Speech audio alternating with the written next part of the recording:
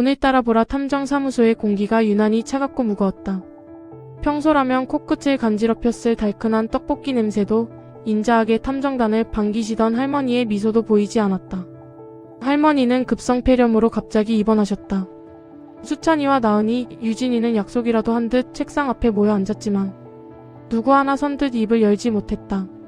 늘 분위기 메이커 역할을 하던 이슬이조차 기운이 없는지 초점 없는 눈으로 책장만 의미 없이 뒤적이고 있었다. 이따금 손끝에 닿는 낡은 책 등의 감촉이 평소보다 훨씬 거칠고 낯설게 느껴졌다. 그때 정적을 깨는 날카로운 소리가 들렸다. 책장 앞에 서 있던 나은이의 발 옆으로 낡은 책 한 권이 툭 떨어졌다. 나은이는 바닥에 떨어진 짙은 녹색 표지에 책을 주워 올리며 중얼거렸다. 이 책은 표지에 제목이 없네. 뭐지? 조심스레 첫 장을 펼치자 빛바랜 종이 위에 정갈한 글씨로 이솔의 일기장이라고 적혀 있었다.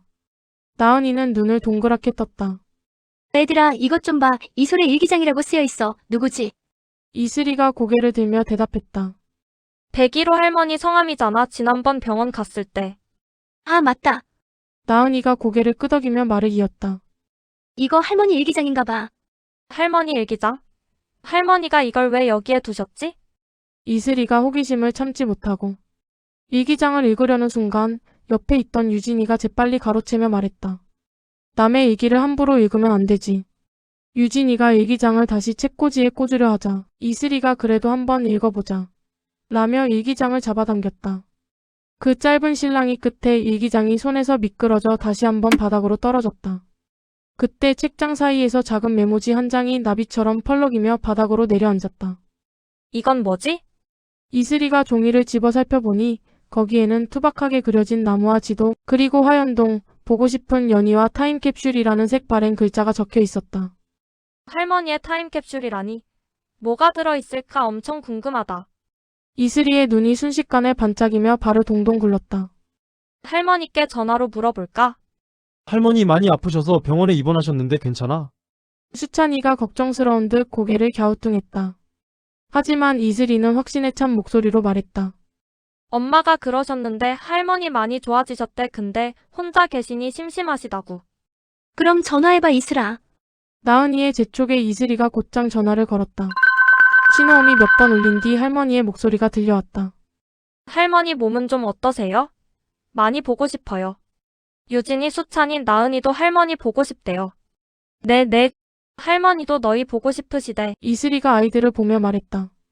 할머니 근데 책장에서 할머니 일기장 발견했어요. 네, 읽지는 않았어요. 네네.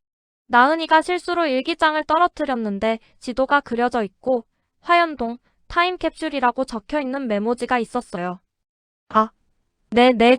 할머니 병원으로 찾아가도 되죠? 네, 그때 봬요. 전화를 끄는 이슬이의 표정이 사뭇 진지해졌다. 이슬이는 아이들을 둘러보며 말했다. 할머니는 어릴 적 친구 연희를 찾고 싶었는데 아직도 연락이 안 닿았대. 그리고 타임캡슐은 아직 그 은행나무 밑에 있다고 말씀하시네. 나은이가 상기된 얼굴로 제안했다. 우리 보라탐정단이 할머니 친구분과 타임캡슐을 찾아드리면 어떨까? 이슬이와 수찬이가 기다렸다는 듯 맞장구를 쳤다. 그래, 요즘 사건도 없고 심심한데 할머니 친구도 찾아드리고 타임캡슐도 파보자. 어때, 유진아? 평소 신중하던 유진이도 아이들의 열정에 못 이겨 마지못해 고개를 끄덕였다. 그래, 그럼 수찬이는 화연동이 어디에 있는지 알아봐줘. 탐정단의 눈빛이 다시 예리하게 빛나기 시작했다.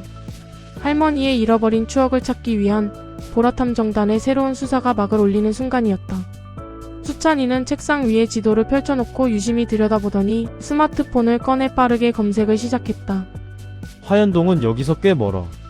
지하철 타도 30분 가서 버스로 갈아타고 15분, 또 걸어서 15분 가야 돼. 그리고 이 지도를 보면 대략적인 위치는 알 것 같은데 지금은 세월이 지나서 많이 변했을 거야. 수찬이가 분석 결과를 내놓았다. 그럼 지하철까지 자전거를 타고 가자. 이슬이가 신나서 소리쳤다. 할머니 병문안도 가고 친구도 찾아드리자. 수찬이를 길라잡이 삼아 보라 탐정단은 할머니의 그리운 고향 화연동을 향해 힘차게 페달을 밟았다. 마침내 마을 어귀에 도착하자 빌딩 숲이 가득한 도시와는 달리 농가 밭이 펼쳐진 조용한 시골 마을이었다. 수찬이는 태블릿 PC를 꺼내들고 지형을 꼼꼼히 살피며 말했다. 이 근처 지형 변화를 분석해봤는데 지도가 너무 오래돼서 할머니가 그린 은행나무를 바로 찾는 건 어려울 것 같아. 정확한 위치를 파악하려면 당시를 기억하는 사람의 증언이 필요해. 유진이가 날카로운 눈매로 주변을 살피더니 무릎을 탁 쳤다. 아, 저기 마을회관에 가서 여쭤보자. 할머니와 친구분에 대해 아는 사람을 만날 수도 있잖아. 탐정단의 홍보 및 탐문 담당인 나은이와 이슬이가 앞장섰다. 두 아이가 마을 노인정의 문을 활짝 열고 들어가자 방 안에서는 할머니와 할아버지들이 둘러앉아 카드놀이를 하고 계셨다. 갑작스러운 등장에 어르신들이 낯설어하던 찰나 나은이가 비장의 무기인 블루투스 스피커를 켰다. 안녕하세요, 할머니, 할아버지. 이슬이가 밝게 인사했다. 저희가 아이돌 댄스 보여드려도 될까요? 나은이와 이슬이의 화려한 퍼포먼스가 시작되었다. 그동안 갈고 닦은 절도 있는 동작과 상큼한 미소가 이어지자 적막했던 노인정은 금세 환한 웃음바다로 변했다. 아이고 세상에. 어쩜 저리 예쁠까. 어르신들은 박장대소하며 박수를 쳤고 기분이 좋아진 할아버지가 주머니에서 꼬깃꼬깃한 용돈까지 꺼내 쥐어주셨다. 분위기가 무르익자 나은이는 조심스레 할머니의 사진을 보여드리며 자초지종을 설명했다. 저희 할머니가 옛날에 여기 사셨대요. 연희라는 할머니 친구분도 찾고 있어요. 이슬이의 말이 끝나자 곁에서 지켜보던 노인 회장님이 안타까운 듯 입을 뗐다. 연희 어르신은 몇 해 전 돌아가셨다는 소식을 친지에게 전해 들었다는 것이었다. 하지만 중요한 단서 하나를 더 말해주셨다. 지도 속 그 은행나무라면 저기 개천 옆에 우뚝 서 있는 보호수가 틀림없다는 말씀이었다. 잠시 후 탐정단은 세월의 흔적이 듬뿍 묻어난 거대한 보호수 은행나무 앞에 섰다. 수찬이는 나무 주위를 꼼꼼히 살피며 말했다. 할머니 일기장에 있던 지도를 보면 이 근처가 확실해. 아이들은 웅장한 나무를 바라보며 아주 먼 옛날 소녀였던 연희 할머니와 소중한 보물을 묻으며 약속을 나누던 그 눈부신 순간을 마음속으로 그려보았다. 어떡하지? 땅을 팔 수가 없어. 이슬이가 실망한 표정으로 안내문을 가리키며 말했다. 은행나무는 보호수라 함부로 땅을 파헤치면 안 된다는 안내문이 보였다. 유진이와 수찬이는 나무를 올려다보며 생각에 잠겼다. 할머니는 타임캡슐을 꼭 꺼내보고 싶으셨을까? 아니면 그냥 그 기억을 다시 떠올리고 싶으셨던 걸까? 수찬이의 말을 듣던 이슬이가 손뼉을 치며 말했다. 우리 이 나무를 사진으로 찍자. 그리고 할머니한테 보여드리자. 할머니는 이 나무를 보는 것만으로도 충분히 행복해 하실지도 몰라. 아이들 모두 박수를 치며 좋아라고 말했다.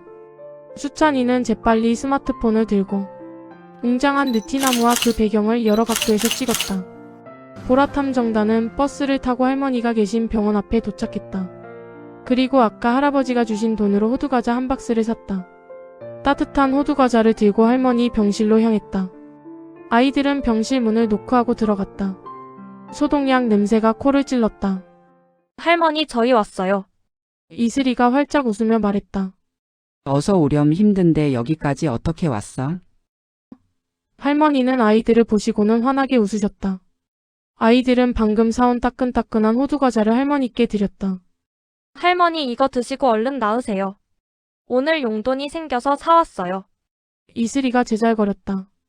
아이고 착해라. 고맙게 먹으마. 할머니는 행복한 표정으로 호두과자를 드셨다. 수찬이는 조심스럽게 스마트폰을 꺼내 할머니에게 화연동 은행나무 사진을 보여드렸다. 할머니 실은 저희 화연동 갔다 왔어요. 메모지에 있는 내용 보고요. 할머니의 눈이 휘둥그레졌다. 웅장한 은행나무 사진을 보신 할머니의 얼굴에는 순수한 아이 같은 미소가 피어났다. 어릴 적 친구와 타임캡슐을 묻던 시절로 돌아간 듯 할머니의 표정에는 설렘과 행복이 가득 번졌다. 에이고 어릴 적 그 은행나무가 고자리 그대로에 있네. 연희랑 내가 저 나무 밑에 소원도 적어 묻어두고 소꿉장난하며 얼마나 재밌게 놀았는지. 할머니는 눈시울을 붉히시며 사진에서 눈을 떼지 못하셨다. 아이들은 그런 할머니를 보며 생각했다. 할머니의 진짜 보물은 타임캡슐 안에 묻힌 물건이 아니었구나. 할머니의 젊고 어릴 적 설레고 두근거렸던 마음, 그리고 연희 할머니와의 소중한 추억이 진짜 보물이었던 거야.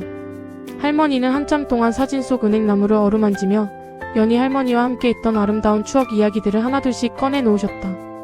병실 안은 어느덧 차가운 소독약 냄새 대신 수십 년 전 화연동의 따스한 햇살과 추억의 향기로 가득 채워지는 듯했다. 보라 탐정단은 서로를 바라보며 조용히 미소 지었다. 타임캡슐을 꺼내지는 못했지만 할머니의 기억 속에 잠들어 있던 가장 빛나던 시간을 꺼내드린 것 같아 마음이 몽글몽글해졌다. 사건 해결의 보상은 할머니의 행복한 웃음, 그리고 달콤하고 고소한 호두과자 한 알이면 충분했다. 다음엔 과연 어떤 사건이 보라 탐정단을 기다리고 있을까?